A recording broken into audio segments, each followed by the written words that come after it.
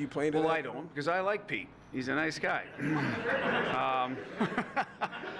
I want to beat him and his team and the Dallas Stars. Don't get me wrong here, but I think maybe the teams in general, because this will be, the third meeting now in the last, so that is probably going to be built in because of the players that are left in that. Now, some of them leave and coaches change, and we've seen that, but in general, so that stays a rivalry as long as those teams keep playing each other in important moments like the playoffs. So I think it's building, no matter who the coach is.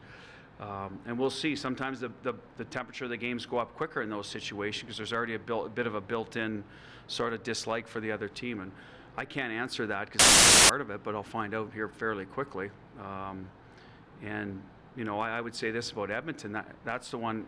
Temperature went up quickly in that because I think we anticipate having a rivalry against them or building one now going forward because they've got a good team that's now in the playoffs and trying to.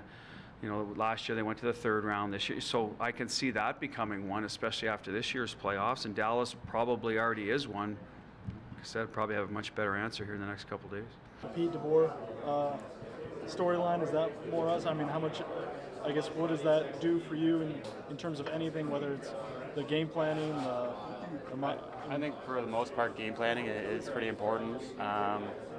It's a structure that we played for a couple of years, so something we're familiar with, and we have to do our best to try to expose that the way we can.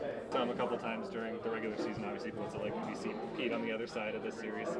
Yeah, it's gonna be weird a little bit, right? We saw him this year, but seeing him in the playoffs and also in the bubble, we played against Dallas, and now he's coaching them, so it's gonna be weird, but pretty excited for the playoffs. Yeah, I guess it's more weird for you. I mean, you obviously kind of established yourself under him in the NHL. Does that make it a little bit different? Yeah, he gave me my chance, and he was really good for us, good coach. We had a really good team when he was there, so we thank him, and he did a really great job with us for sure.